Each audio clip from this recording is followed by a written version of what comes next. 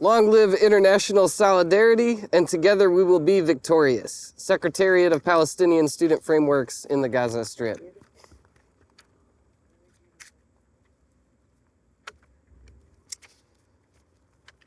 So, yeah, really powerful statement. Thank you all for reading that together. I love it when we do these collective readings. So now we're going to go back in time, I guess about 50 or 60 years, depending on how, 50 years maybe, to 1967. Can't do math, some number of years. This reading is from Huey P. Newton. The next one, In Defense of Self-Defense.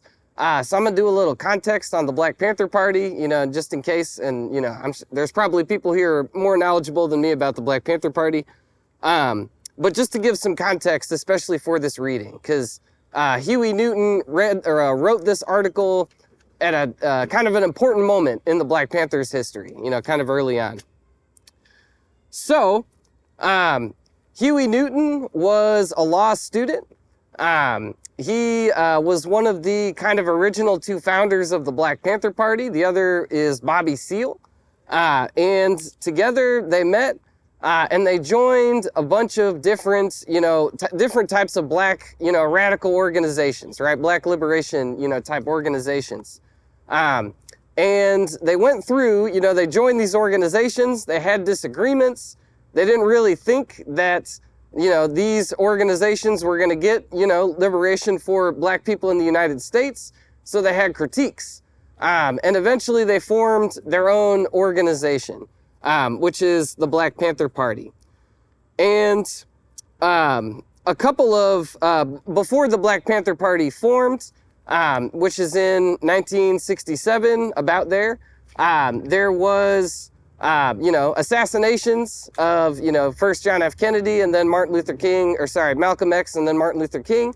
There was, uprisings, right? The largest one, I believe, was in Watts, where something like 34 people were killed and like 3,000 or 4,000 people arrested, right? Which were spontaneous, right? There were violent uprisings in, the sense of, people rising up, burning down buildings, shooting at cops, right? But they were always, or most of the time, almost always in response to police brutality, right? And so these uprisings had a lot of energy, right? And thousands of people would participate in them, but then they would kind of, not go anywhere. This is one of the influences of the Black Panther Party. And in this reading is how do we actually organize, all the energy that people have, right? We can't just be throwing, bricks at cop cars and smashing windows. It's not going to get us to liberation. So in particular, out of the Watts Rebellion, there was a practice that the Black Panthers picked up on. It's probably the one that we've all heard of. And the name of this practice was called the Community Alert Patrol, which is the original or the first, organized patrolling the police. So the police patrol us, we're going to patrol them back. And this original Community Alert Patrol was not armed, but, the comrades would follow the police, take meticulous notes, pictures, whatever else they could do, but they were not armed. And, this happened in the context of an armed uprising. Okay, so long story short, Huey and Bobby kind of formed this organization. Huey is a law student, and he learns that it's actually legal in California, which is where they are, to have a loaded gun in public as long as it's not concealed. So at that time, and at this time, this is before gun control legislation, right? There was not that many laws, especially to, today, compared to today. There was not restrictions on guns. So you could have a gun if it was loaded even, as long as it was not concealed. So Huey and Bobby started doing these armed patrols of the police, right? For up until, I guess, the end of the story today, there was no shots fired, right? So the Black Panthers would, in their cars, drive around, patrol the police, take notes, also be armed. There were confrontations, but none of them ended in shooting, right? Nobody was hurt or killed. before this. So, there was an incident, or one of the popular, or another thing that the Panthers did, was they did an armed escort of Malcolm X's widow, Betty Shabazz, for a political action. And they had the guns, they were armed. There was another confrontation with the police, but again, there was no shots fired, no one was hurt. And so, in response to this, the ruling class of California decided to enact the first modern gun control, which is this thing called the Mulford Act, right? And the Mulford Act says, or what it ended up getting passed, but they proposed it saying that you cannot carry a loaded gun in public, even if it is, on display, which is wild. I want to stress this because it blew my mind when I found out about it, right? The first gun control legislation didn't really have anything to do with the white militias. It didn't have anything to do with random mass shooters. It was because the Black Panther Party figured out how to organize the use of loaded guns into a political tactic that actually got results. And so they passed this law. The Black Panther Party showed up. They had their guns at the Capitol building. The police kind of forced them into the elevator, took their guns away, kicked them out into the front steps, but then they had to give the guns back because they didn't, the Black Panthers didn't break any laws. And I want to say this too. Most of the Black Panther Party's history, their strategies were always things that were legal, right? Oh, all good. They never, they did not, advocate for just shooting at cops, right? I don't know if you've heard that lie that the FBI made up. They never advocated for that, right? It was always within our legal means, and it's always about self-defense. Okay, so let's get to the reading now, because I've been going for too long. So in defense of self-defense, one more plug. If you didn't do the readings, no worries. We have printed out copies. I'd recommend, just checking them out because they're really cool. But I pulled like 3 things out of this essay, In Defense of Self-Defense, which I want to go over real quick with y'all. And maybe we won't even write today. Okay. So Huey Newton kind of starts this essay. Oh, I'm sorry. These essays were written just a few weeks, I think a couple months after the Mulford Act was passed. Okay. So the Black Panthers develop an armed, strategy. It's got success. And then immediately the government makes that illegal. And so Huey Newton writes these essays 2 or 3 months maybe at most later. I think it's less than that, maybe just a couple months. So he starts out doing this thing that a lot of revolutionaries have done. And I think it's a very powerful tactic from an argumentative perspective. He starts with the Declaration of Independence, right? The myth of the founding of this country, right? And he says, absolutely. If you're looking at the readings, there's one that says June something at the top. That's like part 1. And then the one that says July at the top is part 2. So the June one starts with the Declaration of Independence. Thank you so much. For the speaker, I don't know if that's, the first one is in June 20th, and then the second one's in July, part 1, part 2. So in part 1,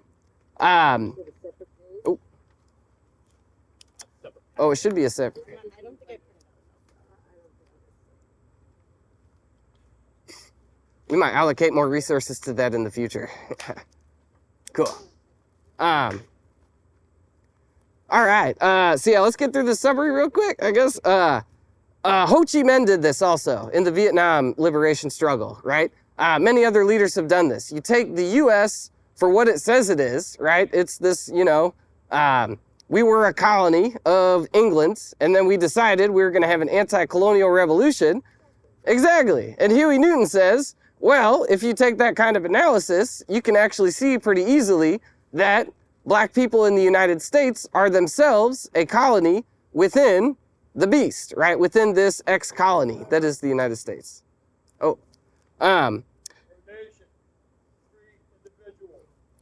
And so, yeah. So, we are Americans. Well, this is exactly the definition of nationalism that we were talking about last week or 2 weeks ago, right? If you think that the most important thing that you have in common with other people is that you're both from the same country, That's nationalism, right? And it's not revolutionary nationalism because it stops there, right?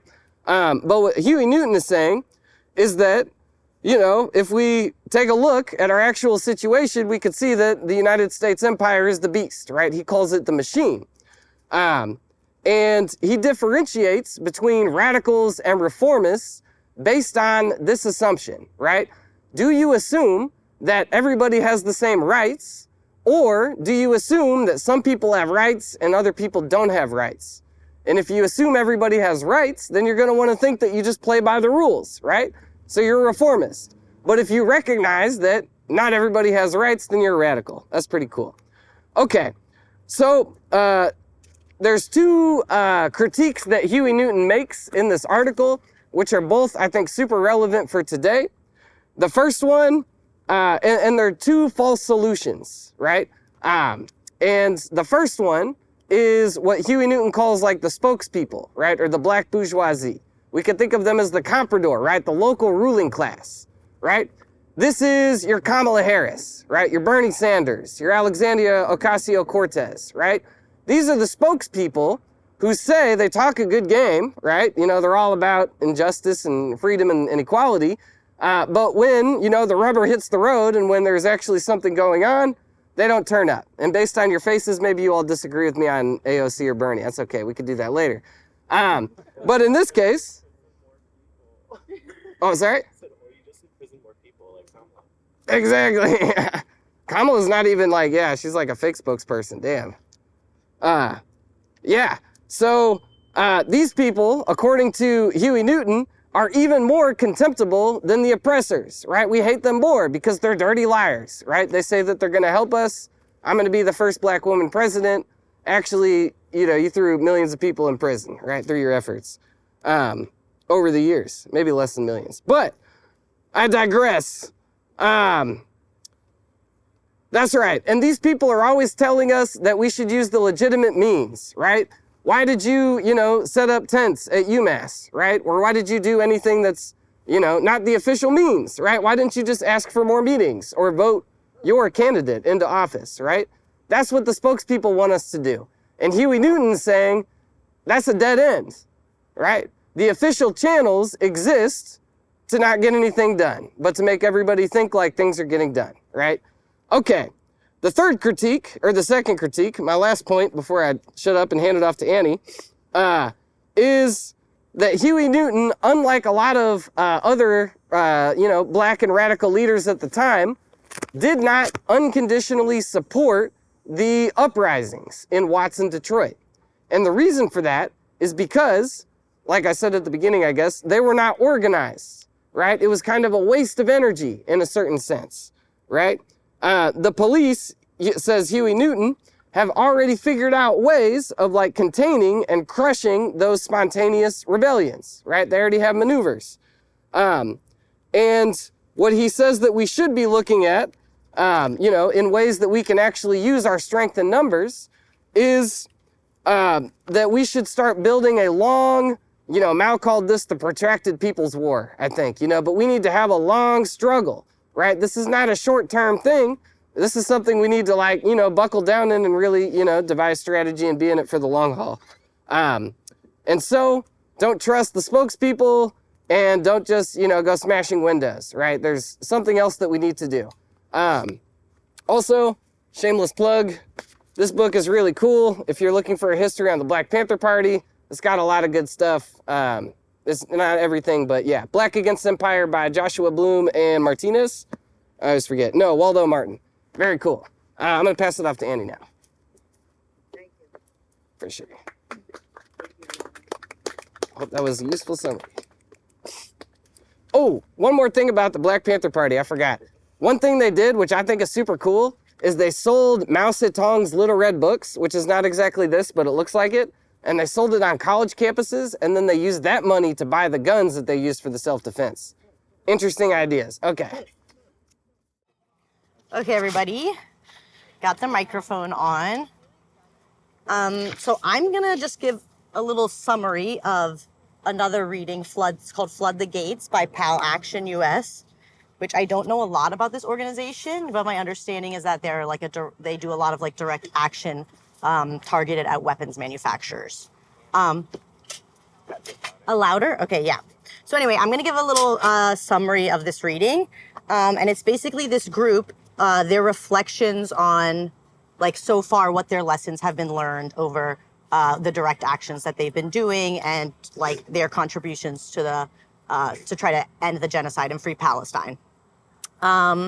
So basically, they start out their article saying that, you know, this is a period in U.S. history where the anti-imperialism movement has reached a militancy that we haven't seen in generations, but that the genocide is still ongoing. And so they say that we have to acknowledge that we failed to stop the genocide, but that this failure is not a defeat. And instead, we should take this as an opportunity to reckon with errors and in the strategy and recalculate our strategy in order to win.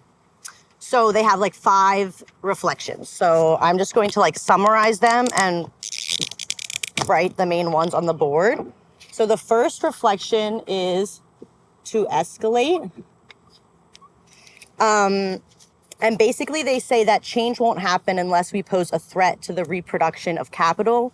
So they say instead of doing de-escalation training, we should focus on escalating training, and we should be escalating from rallies to mass blockades of weapon manufacturers. We should escalate from encampments to building occupations. And they argue that the liberal framing of safetyism prevents us from escalating and winning. And so their a quote from this is that we keep ourselves safe by escalating, don't hesitate to take more risk. I think there's a lot to discuss there, because it's easy to tell people don't hesitate to take more risks, but it's different if you're the person deciding to take risk. So anyway, but their main points here are like, we need to challenge the reproduction of capital. So like target profits. And we need to escalate to like more militant tactics, like building occupation. What does that mean, building? Oh, like going, like kind of like what they did at Columbia, like going into a building and taking over the building. Oh, okay. Sorry. Building occupation. Yeah. I get it. Actually, the build seemed very similar. Okay, sorry. Yeah, building occupations. Taking over a building. Yes, exactly. Taking over. Sorry. No, thank you. We don't. Yeah, that's a good question. Sorry about that. Okay, and yeah, just like rejecting liberal safetyism and the idea that escalation keeps us safe. Okay, and then the second thing they talk about is we need to resist repression. Yeah, that would be amazing.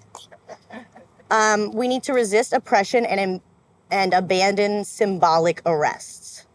So if you can just add an abandon symbolic arrest. Okay, so they say that people engaged in serious action, we should always be prepared for arrest, but it should never be the goal of actions to lose organizers to the carceral system. And they say that their most effective actions were covert and decentralized. And they suggest forming an affinity group or cell of people that you trust, and to take action with those people, and to learn tactics to protect yourself and your comrades from the police. So this includes like de-arrest tactics. They even say like we should kettle the police instead of like them kettling us. And then the final point of that resisting oppression is that the pro-Palestinian movement must be a movement against the police. Okay, so then the third point is break open the university gates. And so they basically say that we need to try our best to reject the distinction between students and outside agitators, and that students need to create coalition and movement building with non-students in order to be successful. And that we need to connect the struggle to a free Palestine to struggles against U.S. fascism and cop cities everywhere. So connecting our struggle, not just to different types of struggles, but also like different like types of people and organizations. Okay, and then the fourth thing is that diversity of tactics only works if we are building militancy. So they say that we should have a wide ecosystem of tactics, but it's time for more of us to step up to the front of the line and to do more militant actions. And in this section, they also focus on like building as much unity as possible and working towards a common goal. Yeah, but the main idea of that is just that that's very similar to the call of escalating, like recognizing the need for a wide ecosystem of tactics while also saying that we need more people to be doing more militant actions. Okay, so then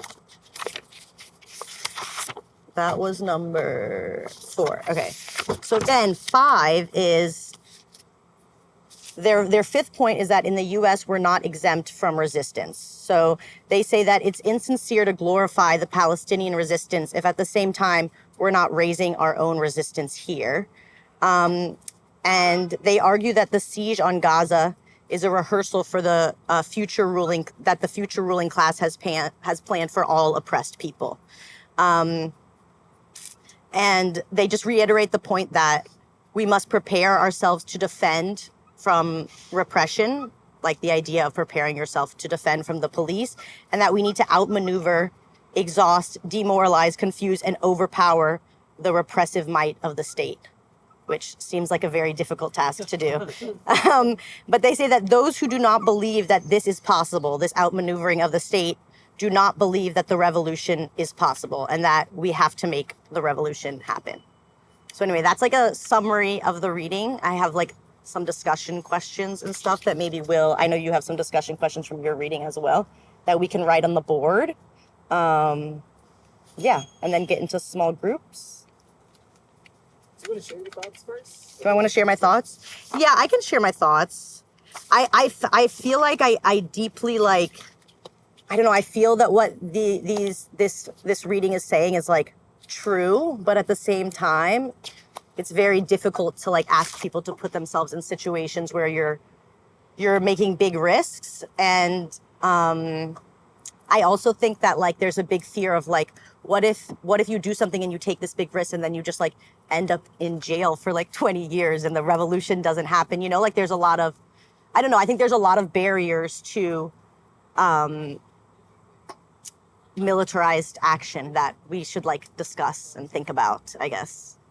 That was my overall reflection. Yeah. So should we get into small groups? Does anyone have anything else they want to say or anything? Okay. Snaps? Yeah, Okay. Thank you.